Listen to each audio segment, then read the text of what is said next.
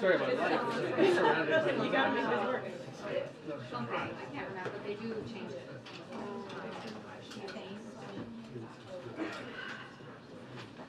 Not the same.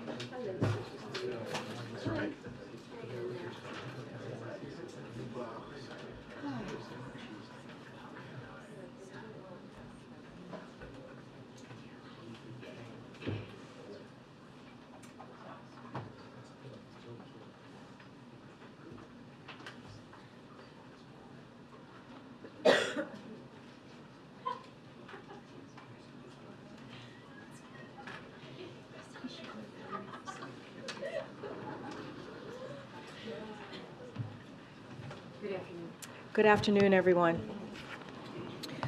This morning, the President and the Vice President, who joined from Air Force Two while en route to Las Vegas, met with senior administration officials, including Attorney General Merrick Garland, Secretary of Homeland Security Alejandro Mayorkas, Director of National Intelligence Avril Haines, White House Chief of Staff Jeff Zients, FBI Director Chris Wray, National Security Advisor Jake Sullivan, Principal Deputy National Security Advisor John Feiner, and Homeland Security Advisor Liz Sherwood-Randall. The President, Vice President, and their national security teams discussed steps they are taking to safeguard the homeland and the people of the United States, including Jewish, Arab, and Muslim communities, following the Hamas terrorist attacks in Israel. We are in touch with faith leaders and communities across the country to provide support, listen to their concerns, and offer the full resources of the federal government during what is a very difficult time for many people in the Jewish community, but also for people of all faiths. As you all have seen, the President continues to be highly engaged on this subject. Between the briefing today and his meeting yesterday with Jewish community leaders, he and the entire Biden-Harris administration are committed to doing all we can to protect against anti-Semitism and other forms of hate in the aftermath of this weekend's horrific terrorist attacks. And to discuss these events and answer any of your questions, Admiral John Kirby is here from the National Security Council. Admiral. Good afternoon, everybody. Just a couple small things here at the top. I'll start with the saddest of news. We can now update the number of Americans that we know have been killed to 27, and the number of unaccounted for stands today at 14. We're obviously doing everything we can to support and inform the families. Now, sadly, 5 more families have now gotten the worst possible news that any family can conceive of getting. And we're going to stay in touch with them as appropriate. Same goes for those family members of those who are unaccounted for. And by unaccounted for, we mean that. We don't know where they are. They don't know where they are. So we're going to obviously stay in touch with them as well. And certainly we're continuing to work with Israeli officials to make sure that we're getting as much context and information as possible that we will share with them. Also, as you, I think, realize, we are all acutely aware of limited availability right now on commercial flights out of Israel and the demand signal by U.S. citizens who may want to depart. The President has asked his team to ensure that we are assisting U.S. citizens who do want to leave Israel and providing them with a safe means of doing that. So beginning tomorrow, the United States government will arrange charter flights to provide transportation from Israel to sites in Europe. They're still working through some of the details of that to assist U.S. citizens and their immediate family members who have, for whatever reason, not been able to provide commercial transit out of the country. And I would add that we're also exploring other options to expand the capacity of doing this, including exploring whether it's possible to help Americans leave by land and by sea. So again, we're working hard on this. We know there's a demand signal out there, and we're going to try the best we can to meet it. I would encourage any American citizen in the need of assistance to please complete the intake form that you can find on travel.state.gov. It's very simple. Go right to that site. There is an intake form. Fill it out. It helps the State Department process these requests. It also helps us get a sense of what the scope of the need is. And I would refer you to state on that. I'm sure you guys are going to ask me that. I don't have hard figures handy with me now. We do know there are certain American citizens that want to go. It's all available through the State Department's website, and I'd encourage them to go look at that. All right, Thanks for taking my question. Gaza's main power plant has run out of fuel, and the humanitarian situation there is becoming quite dire. I'm wondering if there have been any communications about allowing shipments of food, fuel, electricity to help lessen civilian casualties and suffering there. Yes, there have been ongoing conversations with our Israeli counterparts about the need for continued flow of humanitarian assistance. I had a couple of questions on the American hostages. Is it still the case that the administration doesn't know anything about the condition of the American hostages, and is the number still believed to be less than a handful? Yes and yes. And I know you've been pretty open about the fact that information about the hostages is very hard to ascertain at this moment. The limited information that you do have, is that coming namely from the Israelis and the Qataris, or is there another source of information that you'd be able The to? families too. I mean, as I mentioned yesterday, some of these families actually saw their loved ones being abducted and taken away, so they have been a significant source of information as well. Just one other quick thing. The assumption that the hostages may not necessarily be in one place, was there specific intelligence to point the administration to not make that assumption, or is that based on something else? I won't speak about specific intelligence matters, but it is a common tactic in the Hamas playbook to break up hostages and move them around in sometimes small groups. So we have nothing that would indicate to us that they would follow a different set of protocols, but I can't stand here before you and prove to you that that is exactly what's happening. We have to, in order to think about our policy options, you have to make some assumptions, and we can't rule that out as a possibility. Jewish audience question, Thank please. you. Thank you, John. What is the status of the $6 billion that Iran was set to have access to? It's still sitting in the Qatari bank, all of it, every Is there an agreement every now? dime of it.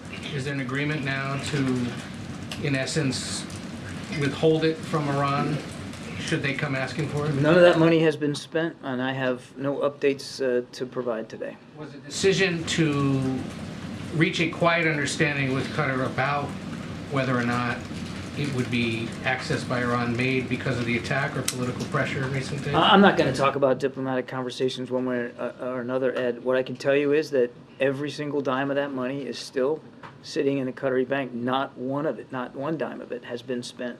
I'd also remind, because this, I know in certain audiences, inconvenient facts are easy to forget. The regime was never going to see a dime of that money. And this account, although it's moved from South Korea to Qatar, was set up by the previous administration for this exact purpose. In fact, I think it was back in 2018, the former Secretary of State, Mike Pompeo, actually talked in quite some detail about how this money in these accounts could only be used for humanitarian purposes and that there was going to be oversight. We've done nothing different. It is the same process. All we've done is move that funds from South Korea, where for some technical reasons it wasn't accessible, to Qatar, where it is more accessible. All that said, none of it has been accessed by the Iranian, by Iran at all.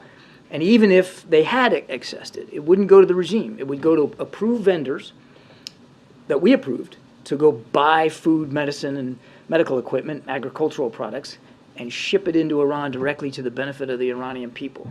And let me ask you one other. Has the United States independently verified the photos released by the Israeli Prime Minister's Twitter account today showing the images of dead children? I don't think we're going to be in the business of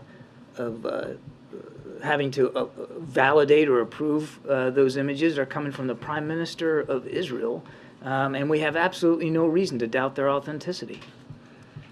Jewish audience question, please. To follow up on these questions about the $6 billion, I understand Iran hasn't accessed any of this yet. It's intended for humanitarian purposes, but there have been reports of this quiet agreement. So yes or no, if Iran wanted to access this today, could they?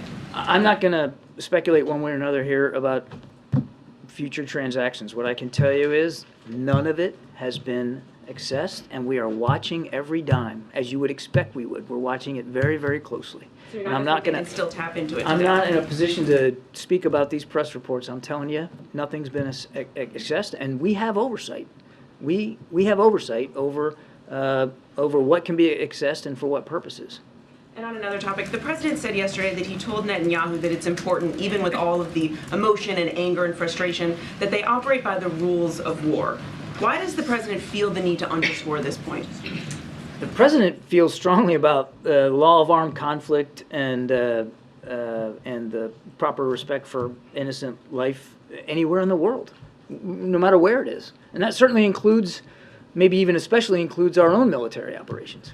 But is the president worried that Israel may have already violated the rules of war, or that they might going forward? It's just part of the conversations that we've been having with our Israeli counterparts about the prosecution of these military operations. The Palestinian people are likewise innocent civilians. They didn't ask Hamas to come in and do this, and I think it's always on the president's mind, the protection of civilian life. And just one last quick thing. I'm wondering what you made of the former president last night, calling the Israeli defense minister a jerk, saying that Hezbollah was really very smart. I'm not going to comment about comments on the campaign trail. That's well beyond the pale for me. Go, Jeff. Thank you. Kirby, can you give us an update on the intelligence about Iran's role in this? Anything changing in terms of what you're seeing, what the U.S. assesses to be Iran's role? No, I don't have any updates for you. We're still looking into this, but again, no direct evidence that Iran was a participant in these attacks in any way. But again, we're still monitoring it. We're still looking at it. And if I can go back, Mary, while I'm not going to comment, I would just add that we take seriously our bilateral relationship with Israel. We don't get to decide, obviously, who their cabinet officials are. That wouldn't be our business. But we have strong relationships with them, and it's important now that those relationships continue to improve and grow, particularly in this time of crisis. And so we're focused on getting things done and supporting Israel. That's where our heads are. Joey. Yeah, thanks, Karine. Admiral, speaking of Iran, what did President Biden mean yesterday in his remarks when he said he, quote, made it clear to Iranians, be careful? What was that referring to? It refers precisely to his comments the day before about not wanting to see any third party, be it a terrorist group or a nation state, that might have hostile feelings towards Israel, that thinking that this might be a good time to take advantage of that and to widen and expand the conflict. Very much in keeping with what he said the day before. Well, was that message communicated to Iran, or? The President of the United States said it publicly. I think that's pretty good communication. Jewish audience question, please. Thank you, Admiral. I just wondered if you could explain to us just about how the President came to say yesterday that he'd seen pictures of militants beheading children. Obviously, it's important to make sure that disinformation doesn't get out there. How did he end up saying that? He was referring to images I think many of you have seen, certainly your colleagues have reported on, and obviously Israeli officials have spoken to as recently as today. We know that Secretary Blinken was also shown some additional images by Prime Minister Netanyahu. The thing I think, and just allow me a second here, we all need to be prepared for the fact that there's going to be additional gruesome images coming out. And there's going to be some pretty tough reports for all of us to swallow. This is not over. And all that is, certainly the President's comments yesterday, to underscore the utter depravity and the barbaric nature with which these terrorists murdered and butchered innocent Israeli civilians. And that further underscores why, and this is what the President's specific point was yesterday, that we got to stay with Israel. We've got to continue to make sure they have the support that they need. But has the President actually seen the photos? Yesterday there was... A couple of follow-up questions actually to what Mary had been asking. Regarding the issue about abiding by the laws of war, Israel does continue to halt supplies of food, other aid materials to Gaza. So I'm wondering if the U.S. feels that is an appropriate action by the Israelis, and if you made any concerns about that to the Israeli government. We are having conversations with Israeli officials about the continued need for humanitarian assistance for the Palestinian people who are victims here as well. Does the U.S. see that as any sort of a violation of the laws? I'm not going to stand up here and put a bumper sticker on it. We are having active conversations, as we would anywhere around the world, with their Israeli counterparts. And regarding the former president's comments last night, setting aside the politics of it, do you have any concern that he may have revealed classified information as it relates to the death of Soleimani in 2020 in his comments last night? I'm not in a position to comment on that right now. Jackie. Thank you, Karine. John, one quick one on the charter flights. Are those free of cost to American citizens now? I would refer you to the State Department. Typically they are, but I mean, I don't have they're still working through the details of how they're going to coordinate these. And then on the $6 billion, we know that 100 senators were told on Tuesday night that the plan was basically to leave any requests for withdrawals pending indefinitely. And now we know that House Democrats were told by the Deputy Treasury Secretary behind closed doors this morning pretty much the same, with one added layer that there's an agreement with Qatar not to let those funds be dispersed. Why is it that you won't come out and say that the U.S. does not intend to let this money go to Iran? Jackie, we've always had, since the beginning, we've always had the ability to provide oversight over the disbursement of these funds. We've always had the option, if we wanted it, to look at transactions and to make a call about whether we found it valid or not. That has not changed. And even now, as you and I are speaking, none of that money has been accessed by anybody. It's still all there. Is it because we think that freezing it essentially again would complicate any negotiations with Iran or our ability to get Americans home in the future? I'm not going to go into any more detail. Okay, and then on the overland and by sea and by land efforts, I guess why is it that we find ourselves in so many situations trying to get Americans out, and that it's largely happening, not through a government effort, but we're telling, civilians to find their way across a border in a war zone? Happened in Ukraine. Why is it that we found ourselves in that position so many times, it seems? In what position exactly? Where we're directing American citizens to basically find their own way to U.S. help on the other side, whereas you've got other countries that are sending their military in or doing evacuations in a more formal way. Well, first of all, Americans and dual passport holders live all over the world, and sometimes they choose to live in places where bad things happen. We're not in a position of lecturing to Americans where they can go live, work, or travel, recreate. Number two, they don't have to tell us that they're there. So sometimes it's really hard to get a sense of what the population is. In places like Israel, there are a lot of Americans. Most of them, maybe most are dual nationals, but a lot of Americans are there. Other nations have smaller populations, and maybe they have to make their own decisions about how they're going to handle those smaller populations. We also have to be respectful of the needs and the desires of Americans who live there. We know that some want to leave. We also know that a lot of them want to stay. It's home. They don't want to go. And we have to respect that as well. So we tailor the approach based on what's going on and what's going on geographically inside a country, because some parts of countries that are in distress are safer than others and people are less likely to want to go. You have to take all that into consideration.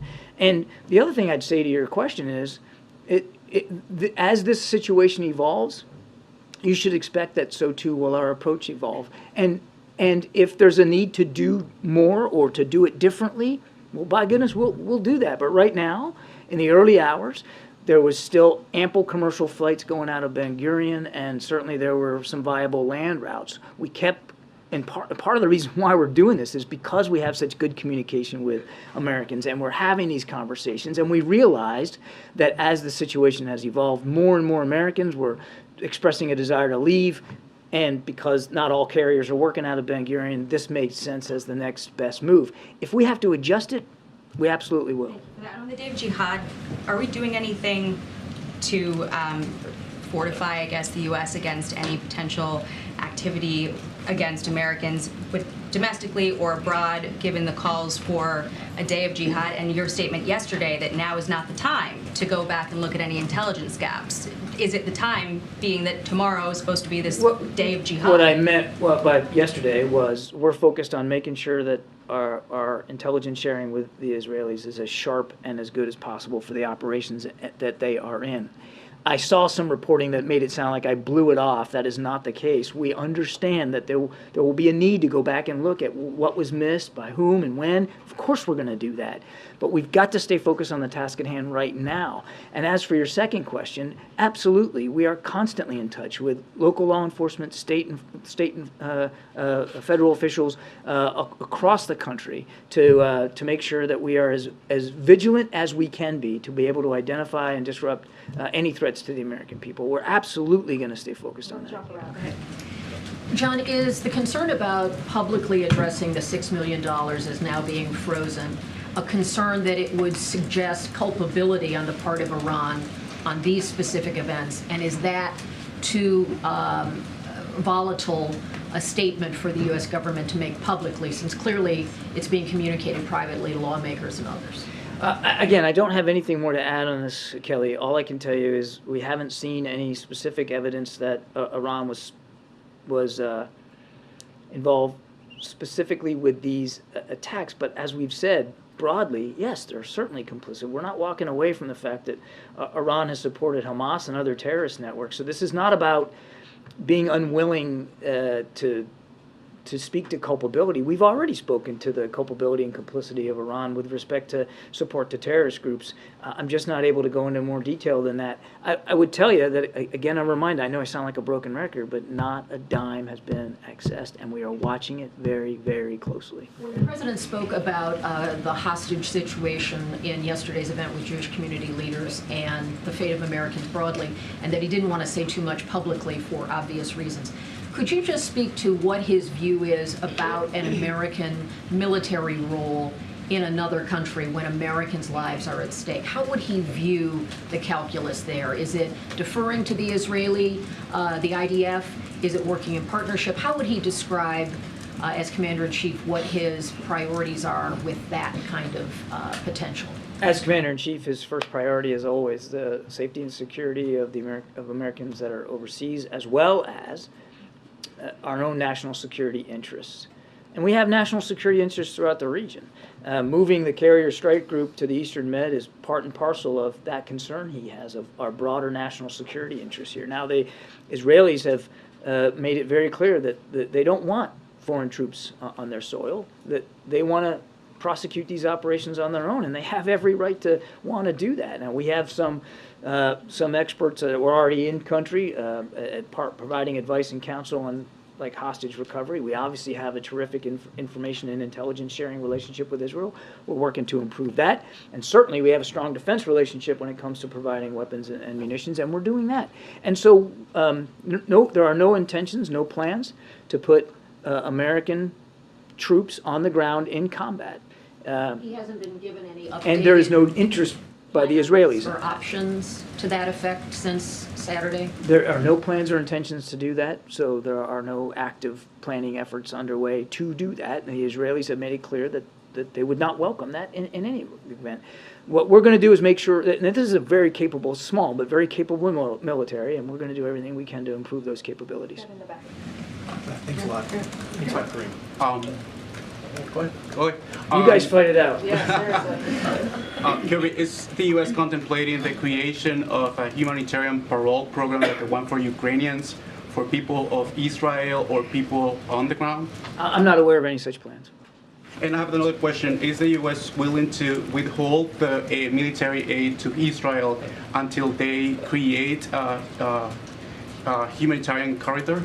We are providing them military aid as we speak. So no, there's no plans of holding back military assistance. We wouldn't do that. The president has been talking now for 3 days about how we're going to keep giving them the capabilities that they need. That doesn't mean we aren't going to have conversations with them, as I've answered now 3 or 4 times about humanitarian assistance and the importance of that getting into the people of Gaza. Do you see the creation of this corridor as an advantage for Israel? As a what? As a strategic advantage for Israel creating the corridor? It's the right thing to do for humanitarian assistance. It's the right thing to do for innocent victims who are actually being held hostage, literally as well, by Hamas. Go ahead, Brian. Thanks, John. The oil sales coming out of Iran have increased over the last year. Is the U.S. looking at what it can do with the existing oil sanctions to decrease the amount of barrels coming out of Iran? Without getting into specifics, I can tell you that we are constantly reviewing our regime sanctions against Iran, and we will continue to do that. Should we expect some announcement or That's as far as I'm going to go today. Of those sanctions? That's as far as I'm going to go today. Yeah, Jay. Thank you, Karine, and thank you, John. I'm here. Okay, I know, I see you. I have 2 questions for you. And first question regarding arms trade between Hamas and North Korea. Hamas used the North Korean rockets to attack Israel. Can you tell us about the current situation where North Korea is providing weapons to Hamas? And second question, how will the Middle East crisis affect United States security strategy on the Korean Peninsula? I can't confirm the reports about the rockets. I'm happy to take that question and see if we have more information on it. I just don't have that today. And as for how what's going on in the Middle East is going to affect our view of the security environment on the peninsula, or quite frankly anywhere else in the world, we're a big enough, strong enough nation. And we've got global responsibilities to look after our national security interests anywhere and everywhere. We're still also supporting Ukraine in their fight against Russia. We're still doing an amazing amount of work in the Indo-Pacific to shore up our alliances and our partnerships and to try to increase stability, security, and prosperity throughout the region. So we're not worried about our ability to do all those things. Good, Tam. Yeah, thank you. On the $6 billion, I'm trying to figure out if you're saying that policy hasn't actually changed in any way, or just that you aren't willing to talk about changes that may have happened in the last 24 hours. It's the last okay. one. All right. And lovely. Thank you for clarifying. The other question is, on Morning Edition today, we had someone on who is an American citizen living in Gaza. Is the United States doing anything to help American citizens who are trapped in Gaza who may want to get back to the U.S.? These are the hostages, Palestinians. but yes, like dual passport holders. Yeah, the first and most important thing that we're trying to do is as I mentioned yesterday, allow for safe passage. Right now, they can't leave, so we would have no physical means of permitting that transit out, and so that's why we're so actively having conversations with the Israelis and the Egyptians about a safe passage corridor so that people who want to leave can leave. And then at that time, if it's onward travel that they might need, then, we'd be more in a position to be more physically involved. Does that make sense? Okay. Yeah, I was going to address your first question, but I think I'm just going to leave it. Well, you could. No, I'm going to leave it. I'm going to leave it. Good job. Thanks. Just to go back to the president's comments yesterday about the pictures, he said he never thought he would see and have confirmed pictures of terrorists beheading children. At that point in time, had he seen such photos? What had he seen that made him say that? I don't have anything to add to what he said. I mean, again, you guys have all reported on these atrocities. Some of your outlets have even run some of these images. They're plain for everybody to see, and Prime Minister's office has spoken to that. Even before today, they'd spoken to these kinds of atrocities. And again, today, the Prime Minister showed Secretary Blinken some additional grotesque imagery. Sorry, one more. On the aid package, is there anything you can tell us about what the request will be to Congress, what that's going to look like, what the complications are there? I had the same question as Catherine. But can you just specify whether or not Taiwan funding and possibly border security funding could be a part of that request? Nope. Peter. Admiral, the Hamas representative gave an interview to Russian television, which they said they'd be willing to trade hostages for Hamas prisoners in any prisoners, including in the United States. And they specifically said the United States has traded prisoners before, citing the Iran deal that was just made. Is that something the United States would consider doing in the case of American citizens? I haven't seen that particular report, so I'm going to be loath to comment specifically on it. What I will tell you, just broadly speaking, is we obviously take seriously our responsibilities to get Americans held overseas back with their families. We have in the past entered into negotiations to do exactly that, and we have not foreclosed any option right now in terms of these particular hostages. Obviously, if their return to their families can be arrived at in a peaceful way without additional risk to their lives, that is certainly something we would take very, very seriously. Possible release of people that we might be having in our prisons? Again, I won't get ahead of where we are. Even, Peter, even if I had more knowledge about this offer than I do today, my answer to you would be the same. It's never a good idea to negotiate for the transfer of hostages or detainees in public, lest you torpedo the actual success you're trying to achieve. But I don't have a lot more granularity or context on this. All I can tell you is, as Jake said himself better than I can, we'll do everything that we can, everything possible that we can to get these Americans back home. I would remind Peter, we still don't have a lot of information about exactly how many, where they are, not even all who they are. So there's an awful lot of information we need to gain before we come up with any concrete policy options.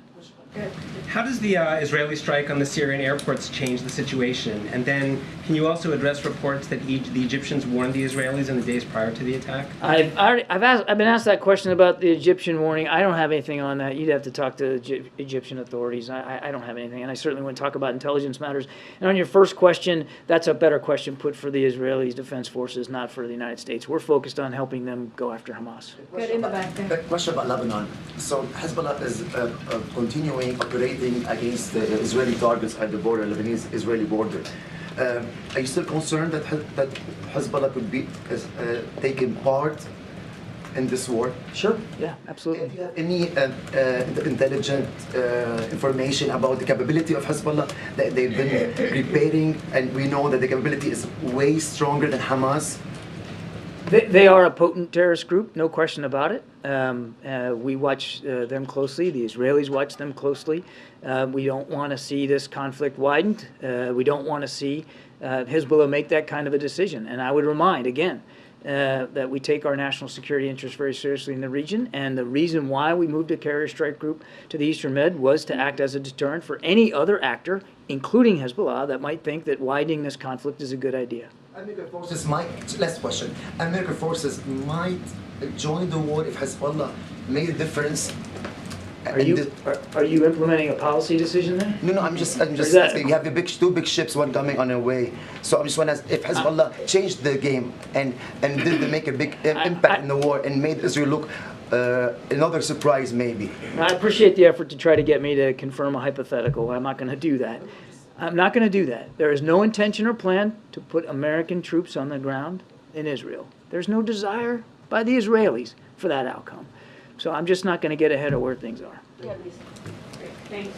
Thanks, John. One of your priorities has been, as you said, to keep the war confined to Israel and Gaza. So are you concerned that that's going to be more difficult as casualties grow in Gaza and as the war escalates? It's going to, I mean, I think the prospect of widening is going to depend a lot on other actors outside Israel. And then just a quick follow-up. The U.S. is accelerating PGMs that Israel already paid for and then potentially considering sending even more after that. Have there been any restrictions put on how Israel uses those weapons, and if not, why not? I won't speak about that for Israeli operational security reasons, and I'm not even going to get into detailing the kinds of munitions that are being provided to them. The Israelis have a right to have that information protected for their own ability to conduct operations. Go ahead, Nadia. Thank you. John, I'm here. No. I want to press you on a previous question. Good. This administration... I like that. Good. This administration fought very hard against misinformation. You hold the truth as a gospel. So facts matter, I guess. When you have misinformation, it leads to incitement and what to come. So again, whether it's the stories of beheaded babies or the rape, I just want to make sure that you are 100% sure of these stories because they prepare us to what to come. And I have in mind the Iraq War, where notable outlet including many of our colleagues here, had disseminated misinformation and government's lie, actually, about the war. There's no comparison here, but I'm saying... There's no comparison I don't take, whatsoever. Yeah, I don't take somebody else's information as if you don't verify it yourself. So you're saying there's no need to verify it yourself because you trust the sources. And I'm asking, my question to you is, how do you separate between facts and misinformation? Boy, that's a, I mean, I taught a whole class at Georgetown on that. I mean, we could talk about this for hours.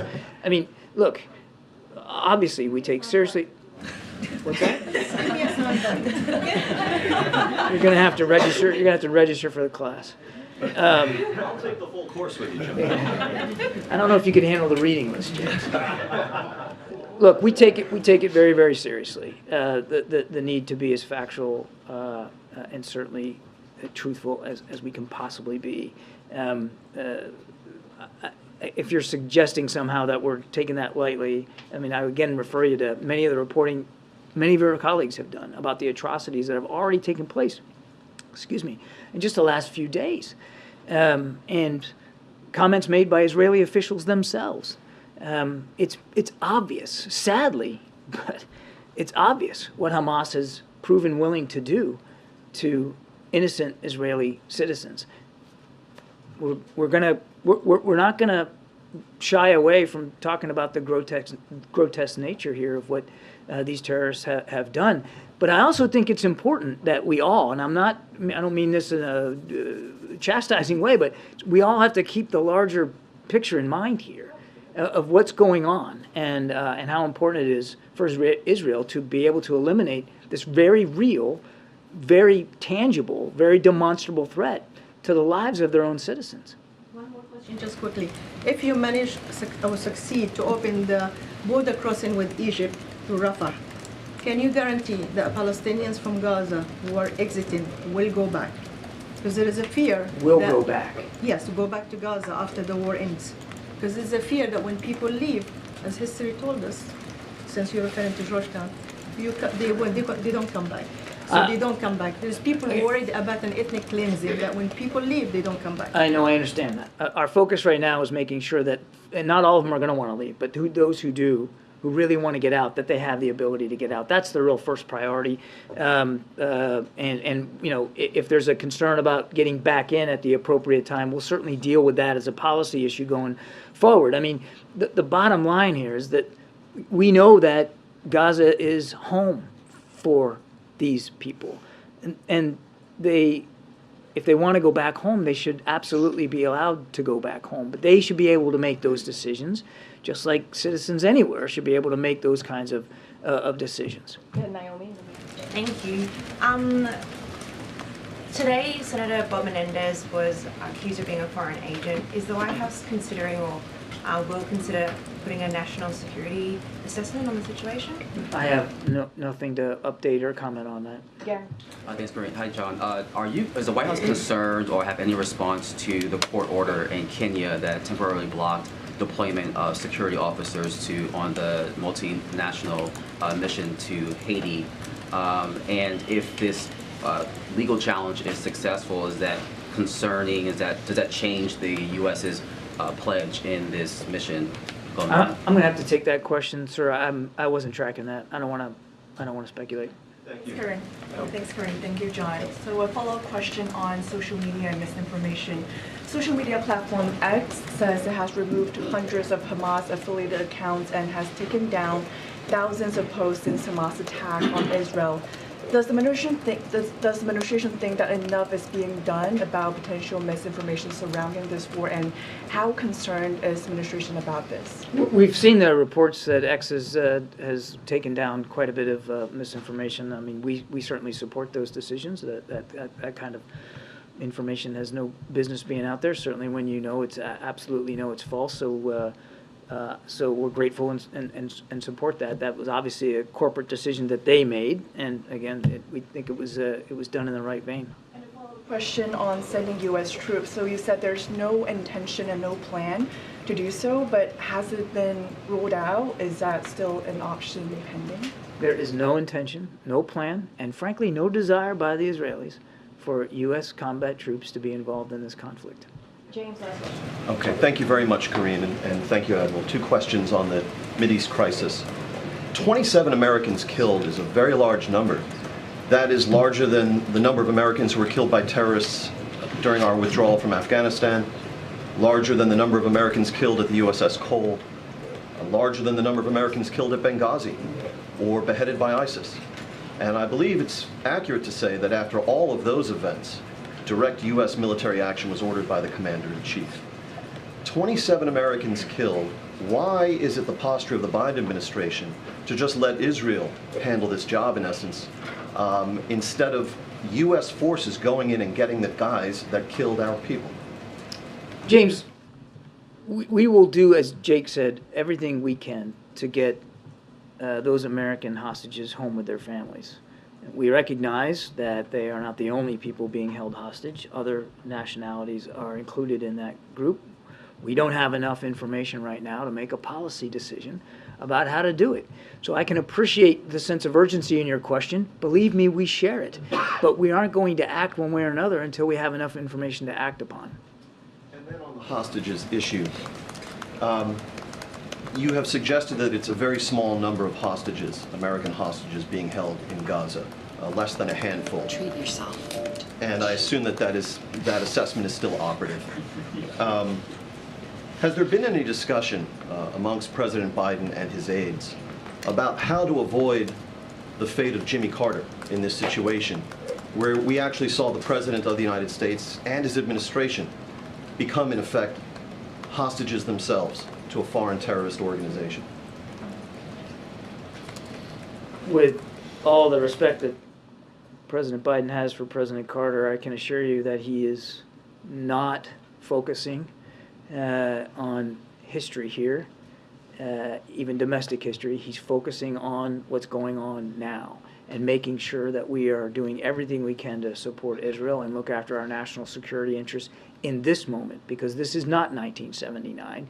It's 2023, and Hamas is an organization that has existed for many years with the support of Iran. We've got enough challenges just dealing with this that we're focused on that and that alone. Thanks, everybody. Thanks, everybody. Thank you. Thank you. Appreciate it. Appreciate it. All right. Thanks, everybody. Well, not thanks, everybody. Thanks, Admiral. All right. Go ahead, Sonia. For me, is the president okay with having a lawmaker who's accused of conspiring to act as an agent of a foreign government remain as a member of Congress? The Admiral was just asked this question. I just don't have anything to say beyond what he shared. This is referring to Bob Menendez's proceeding. No, I know. And he was literally just asked this question. I'm just not going to say any more to what he just added. Yeah. Karine, does the president feel supported by the Democratic Party writ large, by lawmakers, by his party for his actions now with regard to Israel? Look, the president is, I mean, very much to what the Admiral just said about the moment that we're in, about what we're seeing, this terrible event that happened this past weekend in Israel, is that who is an ally, who's a friend, is what we saw this terrorist organization do, Hamas, which is kill hundreds of lives, take hundreds of lives, murder people, and we believe, this president believe, it is the right thing to do to continue to assist the people of Israel as they're dealing with this devastating, horrific time. And so the president, as commander-in-chief, has difficult decisions to make, right? Difficult decisions to make on behalf of the American people, right? The Admiral talked about how there's a national security piece of this as well. We have, as we all know, Americans, 27 Americans who have sadly perished, and many are still missing. 17 or so are missing. And so it is the president's duty as commander-in-chief to do everything that he can to protect us and to also assist in this horrific events that we saw this weekend. My question is more, does he feel that his party is supporting him in that? And does he sense divisions among some parts of the party? I can't speak to, we're not sensing division, right? The president is focusing on the job at hand. The president is going to always focus and make sure that Americans and our national security is front and center. And this is part of that. But also, Israel is a friend. And what they have gone through, the people of Israel have gone through these past couple of days, is horrific. And so we are going to stand by them, as the president has said. as they go through this terrible time. Remember, they were, as you know, as you all have written about, attacked by a terrorist organization. And so the president's going to continue to do his duty as commander-in-chief, as his president. Do you have an estimate on how many American citizens are trying to leave Israel right now? I don't have an estimate. As you just heard from the admiral, we announced the charter that the state is going to be running. Just don't have any intel. And you know, the commercial flights are still ongoing in Israel, so there are opportunities for folks to leave. I just don't have any number for you. And are there any active threats that on the domestic front that law enforcement is tracking at this moment stemming from Saturday's attacks? What I can say is that we're always monitoring. Clearly, we're going to monitor to make sure, that to make sure if there are any threats. Obviously, we would address those, but there's nothing active that I can announce to you or lay out to you at this time. There is. We're monitoring right now, but there are no active threats at this time. Now in the second week, without the House having an elected speaker, does that change at all any conversations the president may be having with senior House leaders, Republicans, Democrats, about speeding this process along? Which process? Of electing a speaker. I mean, look, it's their process to run. They are, this is the House Republicans, as I've said over and over again. It is their process. The president doesn't have a vote. It is what we're seeing is certainly shambolic chaos that we're seeing over there on the other side of Pennsylvania Avenue, and they need to get their act together. There's a lot of work that needs to be done on behalf of the American people. We've said this over and over again. They need to figure this out. How are they going to select their speaker? That's up to them. But of course, the president wants to continue to move forward on making sure that the business of the American people is done. But it doesn't stop the president for continuing to do the work. We announced junk fees the other day. The president has been being pretty engaged and active every day on behalf of the American people, and that's something that he's going to do. But of course, we want to see the House Republicans get their act in order. Understanding the sort of uncharted territory that this is, there is not It is a charted role. territory. Yeah. It is. No, I understand that. So I'm asking, there's not a role then that the administration sees that the president could play here to try. It is not for us to fix. It's not for us to fix the chaos in the House Republicans. It's not for us to fix. They have the majority, as you know, in the House. It is for them to fix. We've never seen a conference behave this way or be this chaotic.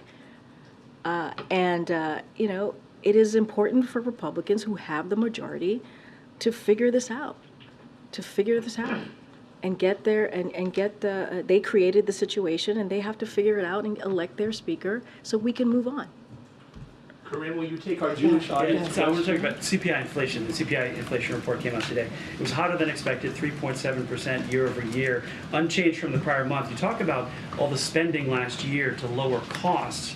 The last couple of months, how is that lowering costs? So look, what we believe is that Bidenomics is an action, right? You're talking about lowering costs, right? And that's something that the president is certainly continuing to do. Inflation is falling while employment remains strong.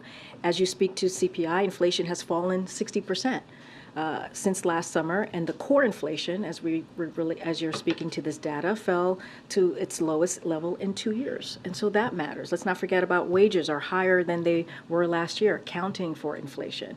Prices fell for core goods like cars and furniture for the fourth month in a row. All of those pieces are in the data, the CPI that came out today, and that matters.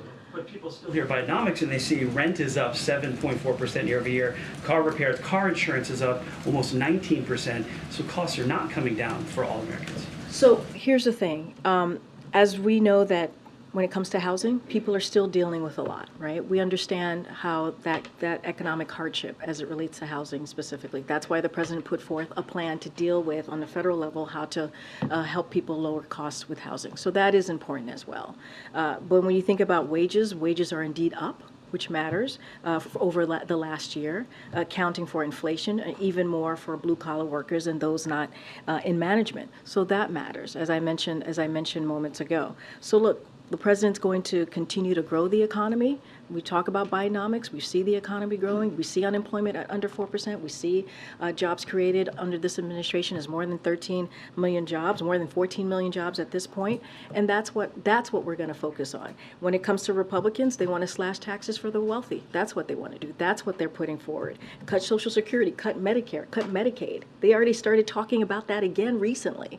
So the president's going to focus on what is needed for the American people to continue to give them that little bit of breathing room. And that's what the president's going to focus on. Let's not forget yesterday.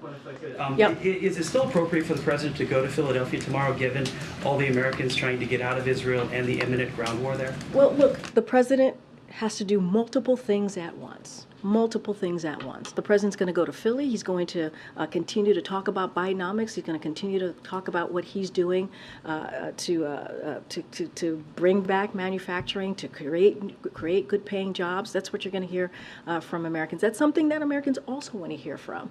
The president has been engaged in the situation that we're currently seeing, the horrific situation that we're seeing in Israel. That's what he's going to continue to do. He was engaged today. He's been engaged for the last every day since the attacks, and we're going to do everything that we can. We just announced, right? State just announced the charter flights, right? So that's something that is going to help get Americans out of Israel. And also commercial flights are still ongoing. I want to make that very clear. But the president is going to make Americans a priority.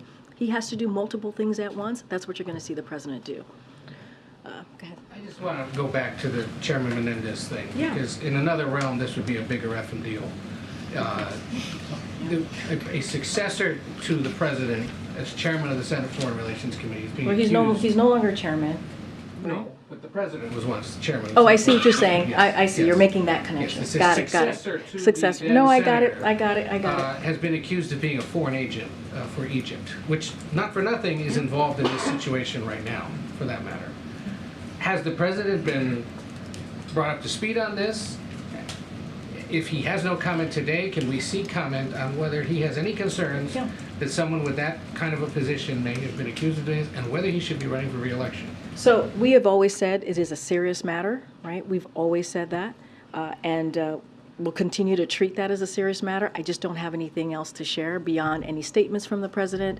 I just don't have anything outside of that. But of course, we see this as a serious matter. Okay, Kelly. Has the president requested any sort of biographies on the families or the victims in Israel in order to have outreach? Would you expect with this number of Americans killed that he would have by letter or call or something, anything you can share about that direct President Biden to these American families? And it's a very good question. You know this, President Kellyo. You know this is a president when it comes to human tragedy like this or any type of loss. This is a president that takes this very seriously and tends to reach out and have those conversations with family members who have lost a loved one. I don't have anything to read out to you at this time or to a plan or anything like that to lay out. But this is, of course, something as the President of the United States, Commander-in-Chief, to hear, to hear what has 27 American lives have lost.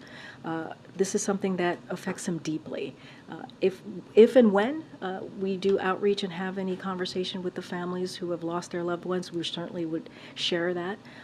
But of course, this is a president who wants to hear and wants to know about folks who lost their lives and also wants to hear directly from the families. I just don't have anything to share at this time. Go ahead, Kath. Oh, go ahead. We also see that he attends Catholic Mass every week. Has he expressed any desire to go to a synagogue or a mosque for that matter, or to have any kind of a faith experience in light of this? Don't have anything to share as the president visiting a synagogue or a mosque. Obviously, at the top of the briefing, I mentioned how we are there for all faiths who are potentially going through some really difficult times in this moment, and certainly when it comes to what, the question I was asked about the homeland, we're certainly going to monitor and keep track, but we are here for the Jewish community, we are here for the Arab community, we're here for the Muslim community, and certainly it is also important for the president for people to feel protected and to feel safe. And that's what his Homeland Security is doing, his advisors here, that's why he met with them today to get an update, and certainly we're going to stay on top of that. Catherine. Karine, UAW has expanded their strike. Obviously, we're 4 weeks into this now. How concerned is the White House about getting a resolution and potential economic impacts? So look, we're going to monitor this very, very closely, this situation, certainly the economic impacts. But look, the president says this all the time. You hear me say this all the time. We respect unions, their right to use their option for collective bargaining. We believe that works when both sides come together and negotiate and come together. In this instance, there are multiple sides, and come together in good faith to get a win-win agreement. And that's what we want to continue to see. We're not going to talk about specific tactics or the specifics in negotiations, but certainly we're going to continue to monitor. You can tell us, White House officials obviously have been in Detroit and have... Yeah, I don't have any travel from White House officials. As you know, Acting Labor Secretary Julie Su has been engaged, and so has the senior advisor here,